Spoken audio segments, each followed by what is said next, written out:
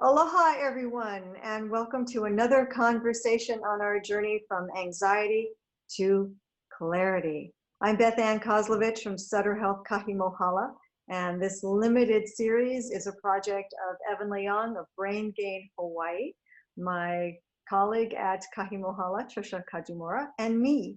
And it's our hope that these informal conversations will be helpful and hopeful as we're all moving through the age of COVID-19. And we are moving. Over the last many weeks, Hawaii has had only single-digit COVID-19 new cases. Retail shops and other businesses have been opening, albeit with distancing and masking. Beaches are now being allowed to open, also with certain restrictions. And the state legislature is back in session trying to figure out the state budget. The order to stay at home has become safer at home, and at home are many people who are still working remotely, as others, almost, or actually over a third of those who were formerly employed are now dealing with upended lives. So a big question for today is, how can we all prepare ourselves for whatever may be coming next?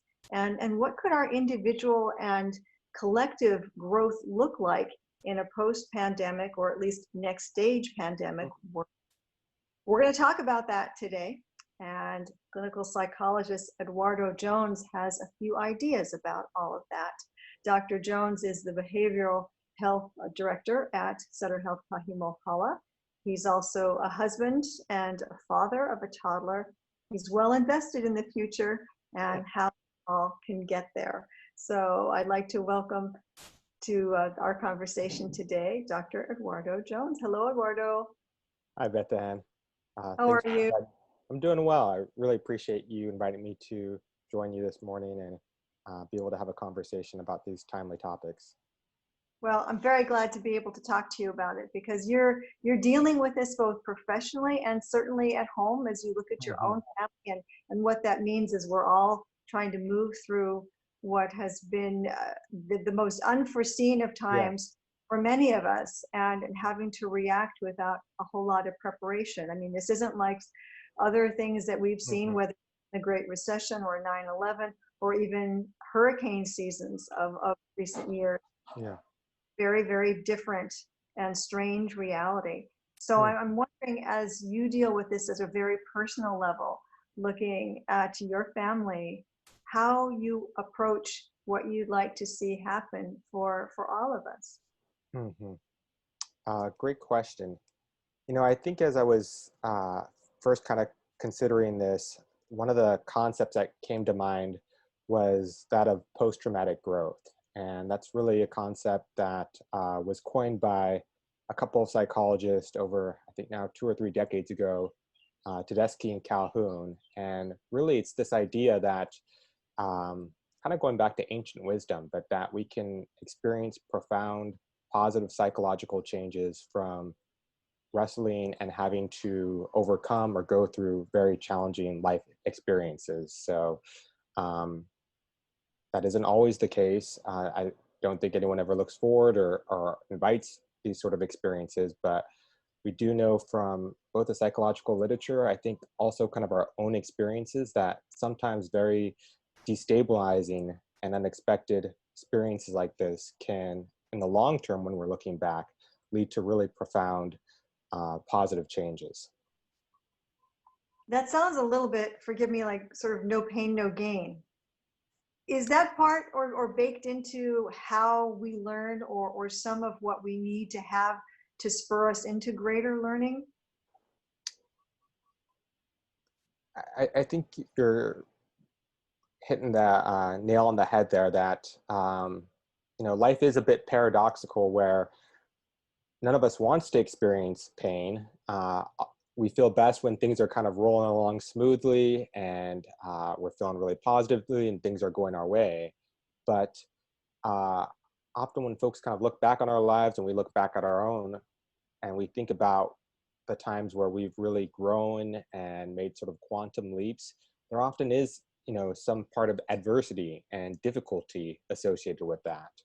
And, you know, I think this is a really unique opportunity because we're kind of all collectively facing this adversity that's been destabilizing, where a lot of us have been on lockdown, at home, quarantine, maybe lost jobs, and it's given us a tremendous amount of time to kind of really reflect and think about our lives, think about the things that are important.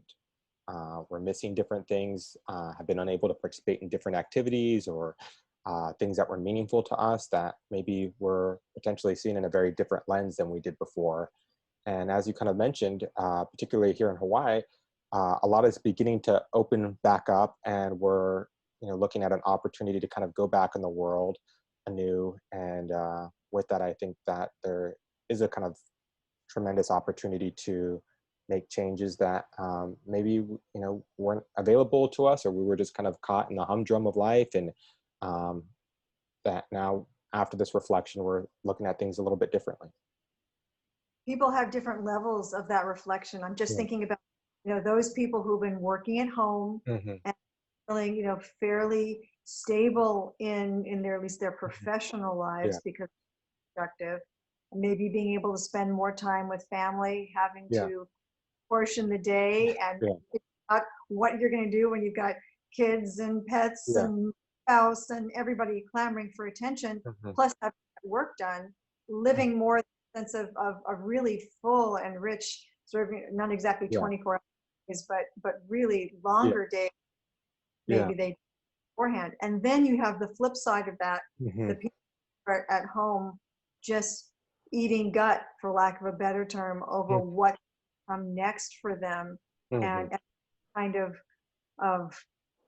anxiety that's not necessarily being felt by people who are inconvenienced by having to go out, mask on, or get things and feel relatively stable. So when you look at this sense of post-traumatic growth, it would almost seem like there are people who are more poised for that, the more dire their situation may be. Again, I have to say that you're right on. I first just really appreciate you acknowledging that even though there are some common elements to this pandemic and the effects that we're experiencing in terms of a lot of folks being quarantined and not having access to certain things based off folks' economic situation, the type of work that they're doing, there is a really vast array of different experiences from folks that are maybe as you mentioned, just kind of adjusting to what it's like to work at home with kids, to folks that are, out of work and may not be able to return to the sort of work that they did in the past. So I think that's important to realize and take into account in any sort of conversation like this. The second point that you touched on that I think is really valuable is that, for those that are dealing with sort of more challenges and maybe having more of a disruption in terms of maybe having to look at different jobs, being out of work. When I was kind of reviewing some of the literature in advance of this conversation, that post-traumatic growth appears really to be inextricably linked to that sort of hardship. So it is potentially those sort of folks that are having to make the most changes and having to deal with the most difficulty that really have the most amount of opportunity to grow from this, compared with folks that maybe have not been inconvenienced in the same sort of way. I think there's an opportunity there. I'm just nodding at you, just thinking of what some of our grandmothers would say about really never know somebody's character excuse me, until it's tested and figure out what kind of metal you really have, or if it's all been a lot of discussion and a lot of talk about it. You're absolutely right. And for my generation, there this is something new, and there hasn't been as great of sort of a world event that's had this sort of effect, but for folks, grandparents or folks that have gone through world wars, that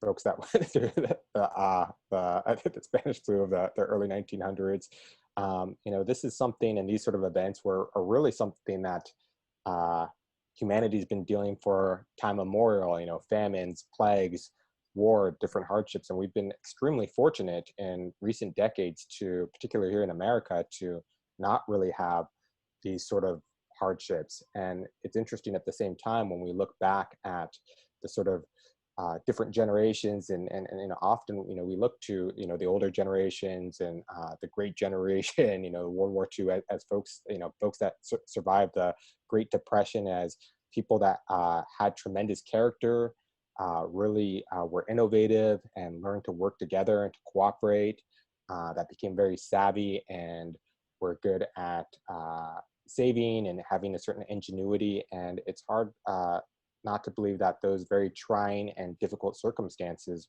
really did build a sort of resolve in character that many of us are kind of nostalgic about. And perhaps there's I'm sorry, I didn't mean to interrupt you, but it makes me think too of what some of the older generations have said about younger ones, that we're kind of soft, that we really don't understand what hardship is all about. Never had it come to our door. And for many people across the country, it's now in their living rooms. I mean, they're living, it's in their stomach, their things all the time. And so I'm wondering that if this is sort of I hate to say sort of a natural progression toward being able to get us all a little bit more hardy in some way, or to reapportion how we look at the world and what we want from it and what we think our obligation is to it. Yeah. Well, I think if there is an opportunity to kind of take a silver lining out of this and to personally grow and make positive changes, it's by having that sort of perspective about it and being willing to reflect on our own lives and our own behaviors and saying, okay, wow, these are really unforeseen, challenging circumstances that are rocking a lot of people to their core, have significantly affected their lives, but how can we adapt to it? How can we, what sort of changes can we make personally? What sort of ways do we want to be as the world begins to open up? Maybe to go back to kind of what you were sharing, for a lot of us, this has been a lot more time in our homes, with our families, with parents, with siblings, with children. And, for myself and I think for others, with that,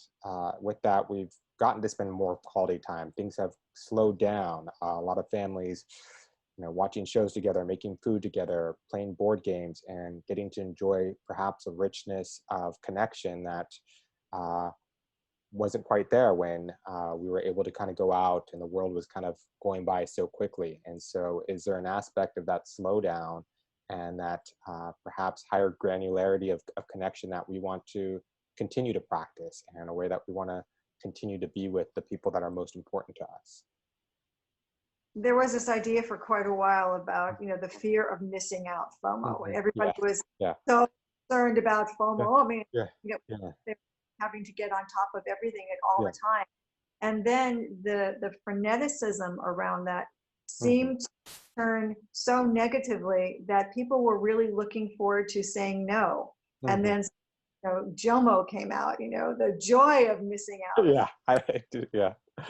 That one's a new one to me. I hadn't heard of that. And I mean, just thinking about this idea of being able to say, it's really good to kind of close your door and pull down the shutters and be with each other at home, or have smaller, intimate gatherings, and being able to have good conversations with everyone, opposed to saying, well, I did this, I did that, and just having a massive check to keep you with the cool kids.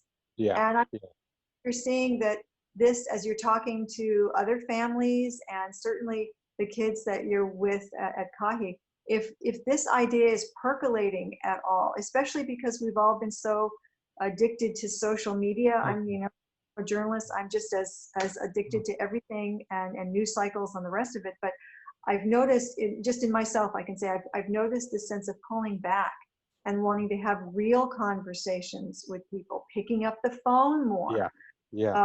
Asked one of my aunts if she would do me the kindness of sending me some real letters. Yesterday, it was like, whoopee, thought it was pretty.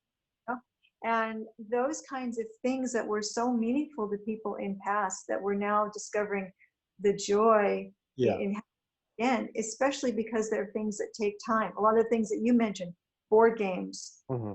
able to cook with somebody. These are all things that Yeah. take the time. It's not just logging on, seeing what somebody said, Yeah. tweeting, boom, we're done. Hmm. So I'm wondering how this is all percolating through your personal life, as Mm. well as, the kids and teens that you're dealing with at Kahi.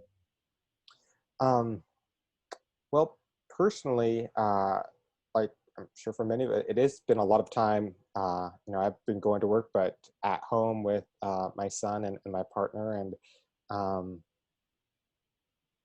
there has been sort of a surprise sort of joy in the connection and our ability to shore each other up and to um, be kind of close as a family unit, not having the opportunity to kind of go out and see people and have people over. And so again, it's not that we don't look forward to getting back to those opportunities and having some of those, but often because of how quick things are going, because of the fear of missing out on all of that, we don't really get to, it's kind of, we're just kind of on autopilot with a lot of our behaviors, and we don't really get the contrast of what slowing down and having that, those closer connections, that more quality time, and really having to rely on, who's in your home, perhaps for like face-to-face interaction, that now they're, you know, your dinner company, your breakfast, lunch company, they're your entertainment. I mean, they're, Sort of. yeah. So I have to say personally, it's been surprisingly nice. Mhm.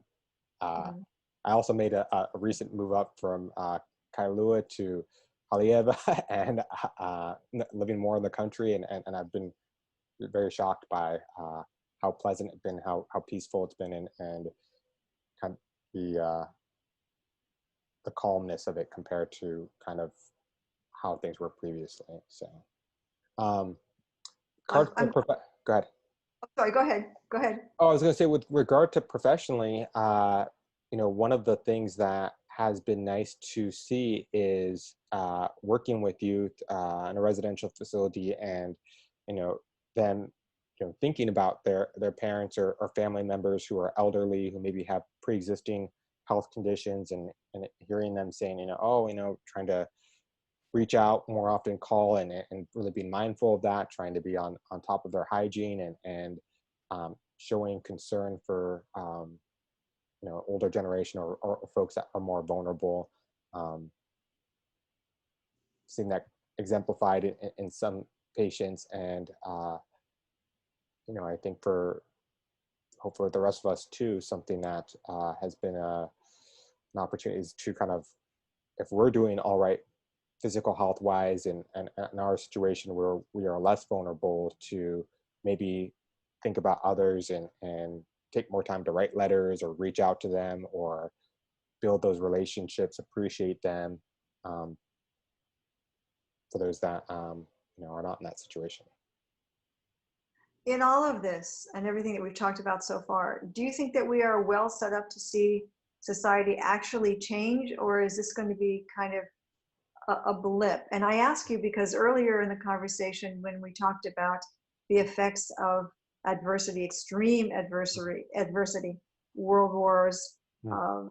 famines, all kinds of things that we can go back and look over the last 100 years and see, those changed people for a couple of generations. Mm-hmm. And then some of that began to winnow away, and people were happier and settled, and less likely to want to revisit some of those Yeah. things, some of the lessons of those times as being particularly good.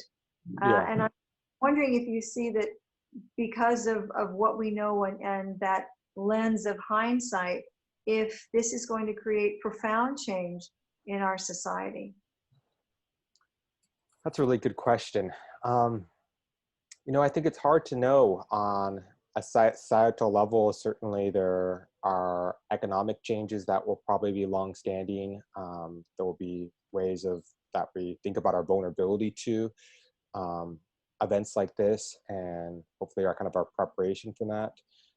In terms of the other areas potentially of growth, I guess I tend to think about them more on a individual level in terms of what is the work that each of us does, and to either really capitalize and try to use this as and remember the lessons of this time, um, versus perhaps folks that are just hoping to kind of get back life as usual, and I think that's okay, um, but I think it's up to each of us to Really though, I mean, okay to think that there's going to be a way of moving back into the way things were. I mean, even in some of the conversations that we had earlier, or some part of that, understanding that having come through this, you can't suddenly pretend you didn't have that experience. You know, yeah, this yeah. back into the bottle and toothpaste Hmm. back, do Hmm. all, I mean, those kinds of ideas that, Yeah, it's like telling, in court, yeah, telling, the jury, yeah, disregard that yeah, last word. yeah. I mean, it's really hard to do once you know something. Hmm. And I'm wondering if there's really going to be that sense of yearning for what was, as opposed to being able to appreciate what is, and seeing the growth in ourselves Yeah. because of difference. Hmm. Yeah. I mean, I certainly agree that there's going to, no one's will soon forget this. There will be kind of a variety of different ways that folks emerge and make meaning of it.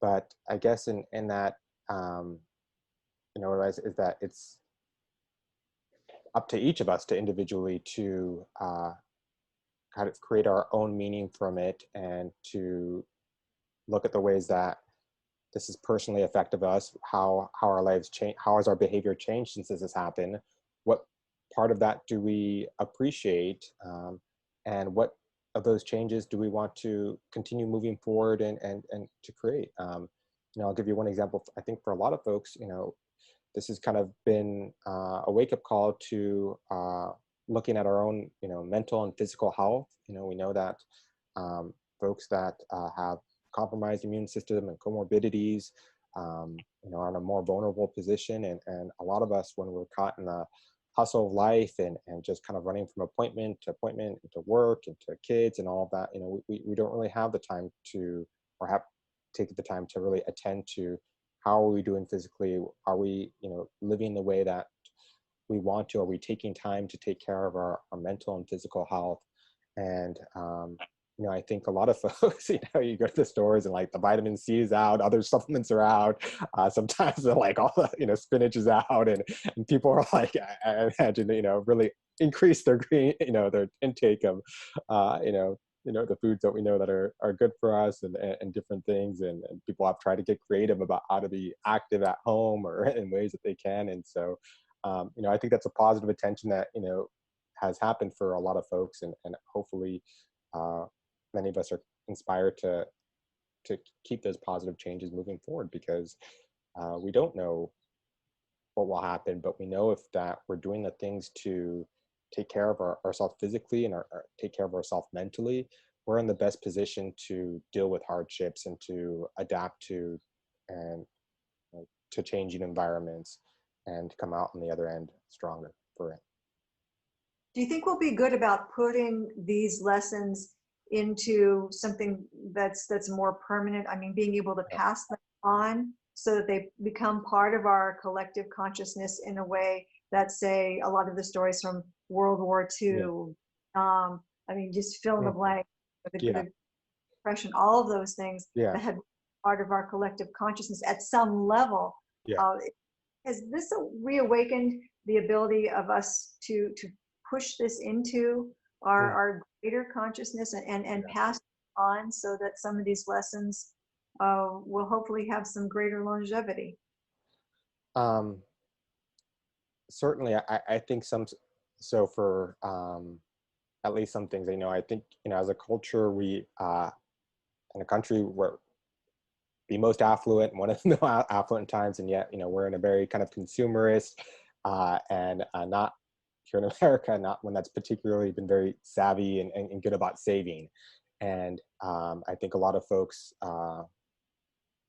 as a culture, we've kind of just lived pretty close to the line where with not giving as much consideration, just kind of expecting times to be good, and not really many of us having a hardship like this potentially in our lives, or even our parents. And so um, I do expect that this will change for a lot of us, our relationship and way of thinking about money and saving and uh, preparation for shocks or hardships like this, and the way that maybe our grandparents, folks that kind of lived through the Great Depression, we know just would not let go of stuff, were just very wise with their money, would really stretch and really think carefully about uh, purchases and what was necessary, and kind of had in their mind that, yeah, times may be good right now, but just because times have been good now or for maybe a decade doesn't ensure that that's how they'll always be. So that's a change that I expect could be positive for folks. Um, I think, we've seen and really appreciated healthcare workers and the necessity of that. I think this is all, for many of us, gotten us interested in what's necessary to keep ourselves well, and maybe in the sciences or healthcare or other areas that certainly we could always looking for more folks and young talented minds, innovative folks to kind of go into and see how can we protect ourselves against these sort of events, and make it so that we're able to be the healthiest possible and be as resilient as possible. And so do expect a lot of at the pre-med and nursing and all healthcare related fields, to see a real big influx of students looking in those areas. And I can imagine that there's a number of other positive changes that will kind of go into the collective consciousness that will look decades back and know that those changes happened because of this event. That makes me think a little bit of just sort of some of the economic realities in business, where we are seeing certain industries ramp up, like healthcare, because people are suddenly acutely aware of how important what they kind of knew was important before, but now they know it's really important. Yeah. Having enough people to be able to staff that industry at all levels. I mean, someone who is a housekeeper and so vital to keeping facility clean and being well respected for what he or she does, up to any doc who is in any discipline that so incredibly necessary to somebody's life if they need that person. But I was also thinking about your ideas of this growth model of what we might see within different economic sectors, and with businesses that may not survive. Some very big companies and corporations really looking at going into Chapter 11, if they haven't already done so, what they're going to do to retool. And that kind of goes back to what you said something to me a little bit earlier about this consumerist idea that came to our culture, where more is better, and if you have the cool stuff, you're the cool kid. And that seems to be ripe for change with all of this. And I'm just wondering, what you see with some of that, as well as a lot of these things may simply go away. I mean, do we need 50 kinds of ketchup? Kinds of ideas that some people are asking, do we really need this in the marketplace? And I'm not saying you have a choice of this or this. But how we find some middle ground with having choice, having opportunity, and not seeing so much in a capitalist marketplace like we have isn't able to survive well, because there's just too much of it, and people are scaling back and needing to feel like they have both choice and opportunity, but they're doing it based on a sense of being truly informed about what they need, and some maybe shifting priorities. I would agree with that. And I think there will kind of be that scaling back. And I think I was hearing about I want to say it was in the Great Depression. I mean, certainly there was a lot of um, unemployment and lost economic opportunities, but there were also folks that were employed that part of the the Industrial Revolution that were doing really well, and it came upon those family members that were still had jobs and doing well to really kind of take on and care for the larger kind of extended family based off salaries that folks really had gone beyond what folks had seen before in other eras. And I think similarly for those of us that are kind of fortunate, even though to kind of continue to have jobs, to perhaps be working from home, even though we may not have experienced as much of an economic shock, all of us certainly have either had that or have had close friends, family members that have. And so, kind of what is our opportunity to be able to be helpful to those family members and friends in this sort of time. And as we kind of go into and things kind of begin to open up, and I imagine myself will think differently about, okay, well, do I really need this? Or, is this an area where maybe I can save for if something, negative happens in the future, or if I have or if someone that I'm really close to has one too, and I want to be able to be there and help provide maybe for more of the more basic essential needs versus having something that would be nice today, but by next month, am I even really going to care about it or remember that, that I wanted it? That's a good question, because we know that happens a lot with Yeah. impulse buying. Yeah. Yeah. Yeah. Great, you get it home, like, oh, why did I do this? Mm-hmm. And so I think what I'm really hearing you say is developing a sense of mindfulness in all of this growth, Mm-hmm. not about what we need today, but what is that Yeah. going to mean tomorrow, next Mm-hmm. year, 5 years from Yeah. now, as well as the ability to help shape our communities, perhaps in a very different way, using all of this growth, negative as it may be, Yeah. for all the reasons we've talked about, but Sure. how we really have the opportunity to shape a different community. I know there are those state level who are talking about that, and captains of industry who are talking about that, Mm-hmm. looking at the balance of having to do right by their organizations, Mm-hmm. but also feeling some of that pull toward how do you create a better community? How do you create one that has more of the resilience Mm-hmm. that we talked about? And Mm-hmm. I'm wondering if you're seeing that sense of duality in both, younger people that you're talking to, or just, the society at large within Hawaii, especially now that you're living in a smaller community in Haleiwa, how that translates in that push-pull of, I really would like to have a better community. I'd like to do well for my community, but if I buy this thing and it's local, it's going to cost me more than if I go and get the same thing at Walmart. And Mm-hmm. and that real tension Yeah. between trying to Yeah. do right by Yeah. friends, neighbors, communities, and feeling that real tug, Mm-hmm. especially now, Yeah. in your wallet. Yeah. Um, I think that's a great question.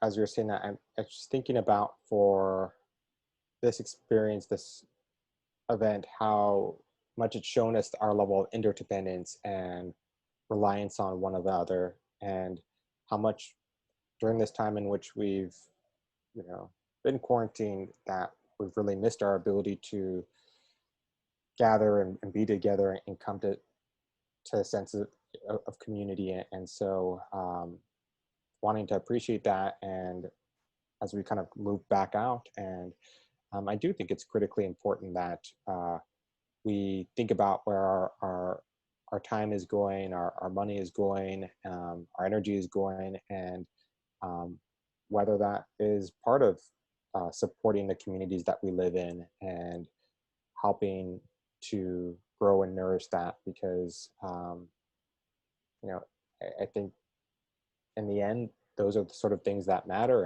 and for me this time it kind of has shown that, and I think for many others as well. And so I think for us to kind of take a look at that and, okay, well, where is kind of my place in the community? What is my role? What is my stage of life? How do I want to engage it and to contribute, to partake? Because it's during these times that we really see the necessity of that. And the strength that that can provide for the larger community and for folks in vulnerable positions. And there's probably, I know many of us that are finding ourselves in that situation and that are having to kind of rely on more community supports than perhaps we did in the past. And so that's not something that we want to take for granted. And for a lot of people, it's tough to ask for help. Mm-hmm. But now, as part of that growth that we've talked about, Yeah. is also one of the lessons / blessings of all of this, of understanding that we are interdependent, that we are connected, and no shame in asking when you need someone to give you a hand when you really need to give you a hand. Absolutely. And, you know, I feel like one of the great secrets or revelations of life is that it does feel better to give than receive. I remember, seeing commercials about it as a kid, and you're thinking about the holidays, and I was like, I can't believe people are, being sold on this. But of course, as a kid, when you're on that side and getting the gifts, you're like, no, this is the best.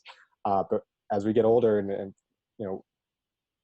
getting to engage in those opportunities of being in a situation where you are really able to help out someone that you care about in a vulnerable state, just the tremendous amount of joy and reward that it brings.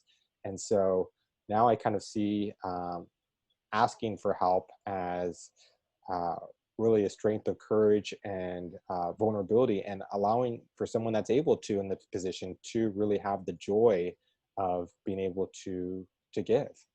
It's a service to the receiver and the giver. And that's not just us talking about it. There have been studies about what happens in your brain. I mean, the endorphins released when you give, and certainly the philanthropic community is dining out on that one a whole lot, because it's anybody given, truly given from the heart, understand what that wonderful feeling is all about, and how to translate that into a broader ability to help a community or help just a family or help one person. Absolutely. Is really an important product of what we've been talking about. And I'm wondering though, as we've been talking so many different issues surrounding the idea of personal and community growth through all of this, what would you ask of people to really think deeply about and to carry with them tomorrow, next week, a year from now?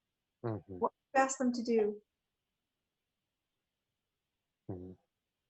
That's a good question. I think it would be to really write down about what their experiences have been the last couple of months, how their lives have changed, how they've been affected, and to really have a way of kind of storing that and holding on to that.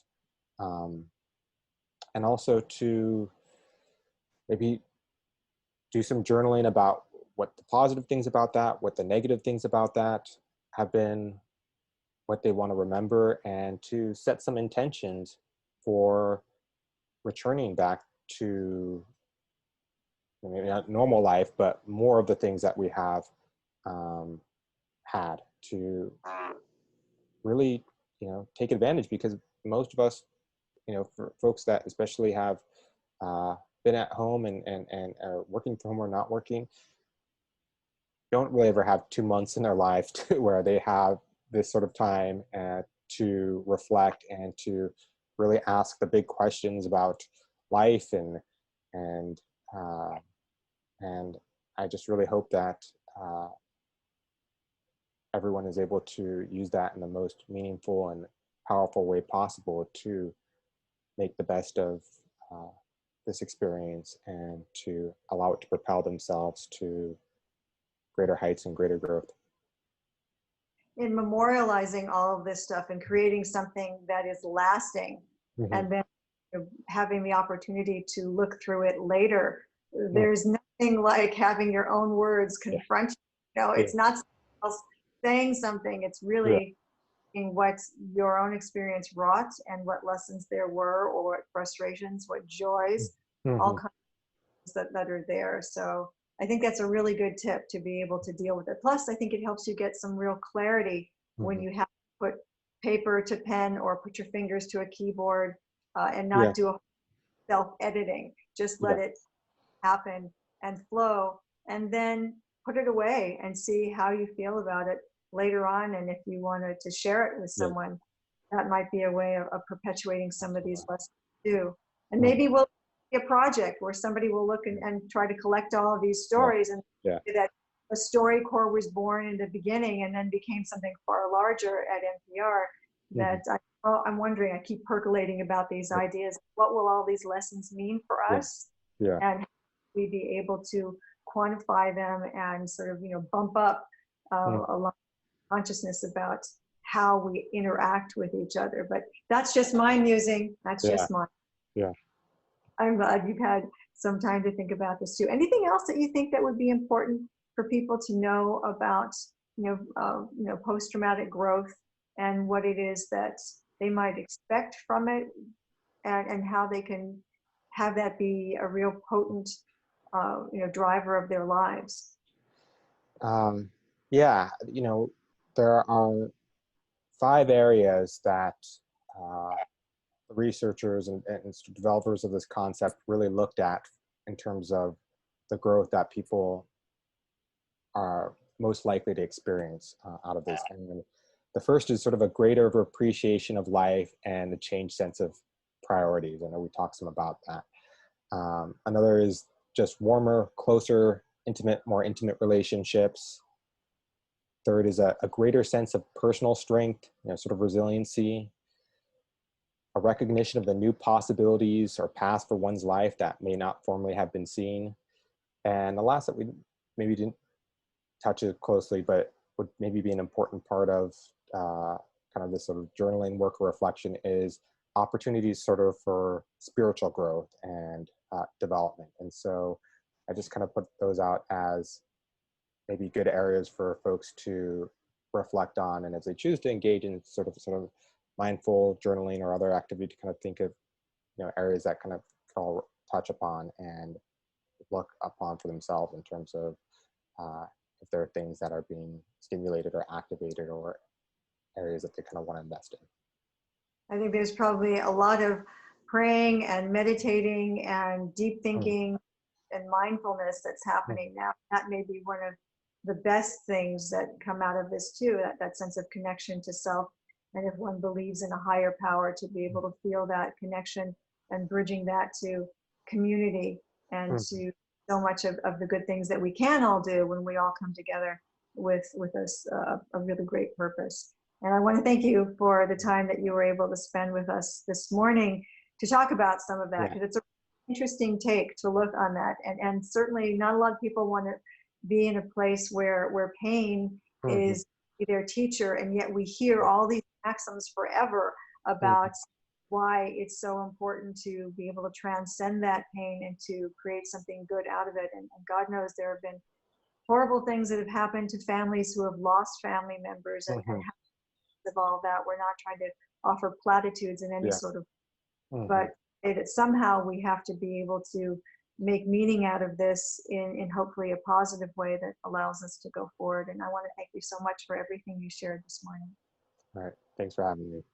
Always good to talk to you. Thank you, Eduardo. And to all of you who joined us, thank you so much for being with us for another conversation to hopefully take us from anxiety to a little more clarity. If you have a suggestion for a topic, if you'd like to ask a question, please send me an email.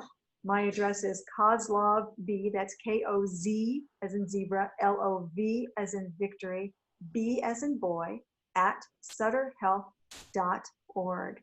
And we'll make sure we get an answer for you if you have a question. Our friends over at Mental Health America are being very gracious, and they will answer questions and we'll get the answer back to you.